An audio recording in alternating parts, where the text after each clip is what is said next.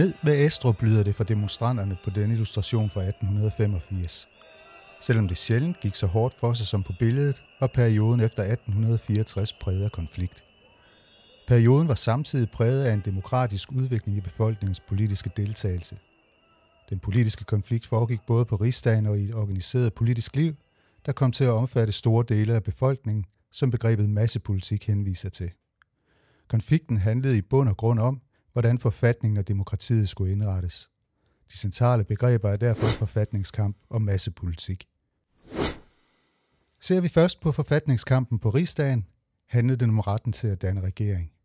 Højre havde regeringsmagten frem til 1901 og mente, at det var kongens ret at udpege regeringen. På billedet ses regeringsleder J.B.S. Estrup. Estrup var ikke demokrat, og han havde ikke i sinde at bøje sig for hverken stemmernes flertal, som han med foragt kaldte talmajestaten, eller Folketingets flertal for den sags skyld. At Estrup ikke havde meget til overs for demokrati, ses også af, at man forsøgte at undertrykke oppositionens offentlige demonstrationer mod regeringen, blandt andet ved at indrette de såkaldte blå gendarmer, der havde flere voldsomme konfrontationer med befolkningen.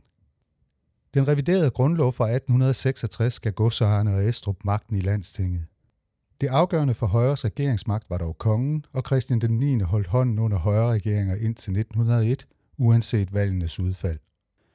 Venstre ønskede en regering, der byggede på Folketingets sammensætning. Det var i Folketingssalen, regeringsdannelsen skulle afgøres. Folketingets sammensætning afspejlede befolkningens politiske vilje, som måtte respekteres uanset hvad kongen måtte mene. Derfor var folketingsparlamentarisme afgørende for Venstre. Under Christen Bergs ledelse prøvede Venstre i 1880'erne med den såkaldte visnepolitik at tvinge Estrups regering væk. Aviserne skrev hundredvis af artikler om denne taktik, som var kontroversiel. De fleste forslag fra regeringen blev stemt ned i Folketinget, hvor Venstre havde flertallet. Det gjaldt også bevillinger til Københavns befæstning på finansloven, som kom til at spille en central rolle i forfatningskampen. Endnu mere kontroversiel var Estrups modtræk. Frem til 1885 løste Estrup problemet ved, gennem provisoriske, dvs. midlertidige love, at gennemføre de udgiftskrævende tiltag, som både Landsting og Folketing havde stemt for. I 1885 tog tingene en anden drejning, og den egentlige provisorietid satte ind. Satirebladet Klovn illustrerede det ved at vise Estrup, der har budt oppositionslederen Berg op til dans, mens regeringen klapper. Estrup fører og bestemmer i dansen og har valgt at se stort på opposition og Folketing, som bare har at følge med. I stedet for at vente på Folketingets behandling af finansloven, opløste regeringen Rigsdagen og udstedte en provisorisk finanslov med de udgifter, som regeringen fandt nødvendige. Og det var især Københavns befæstning pengene gik til. I det politiske spil kunne Højre bruge Københavns befæstning til at splitte Venstre og provisoriske love til at føre sin politik. Venstre var splittet i en antimilitaristisk og konfrontatorisk del, som i 1890'erne blev ledet af Viggo Hørup og I.C. Christensen, og en mere forsvarsvenlig og samarbejdsvillig del, ledet af Frede Bojsen. Det blev Bojsen, der indgik det forlig i 1894, der legaliserede Københavns befæstning mod, at Estrup gik af. Efter 4 måneders forhandlinger kunne aviserne endelig bringe nyheden. Bojsen havde kun opnået Estrups afgang, fordi en del af Højre fandt, at Estrup var blevet for egenrådig i sin politik, en dominans, der også var kendt uden for regeringen, som denne bladtegning gør grin med. Denne gruppe fandt også, at den politiske polarisering var lammende for det politiske arbejde. I juli 1901, efter en aktiv højreindsats, udnævnte Christian den 9. landets første venstreregering. Omsider fik Folketingets flertal regeringsmagten. Men det siger meget om det politiske systems indretning, at det var op til kongen, at det skulle ske. Sideløbende med den politiske kamp på Rigsdagen forandrede det politiske liv sig i det danske samfund grundlæggende. Politiske partier med landsdækkende organisering i lokale vælgerforeninger og et finmasket net af partipolitiske aviser gjorde det muligt at aktivere stadig større dele af befolkningen politisk i det, jeg her kalder massepolitik. Massepolitik er filmens anden tema. Befæstningssagen blev også brugt uden for Rigsdagen som en sag for og imod Estrup.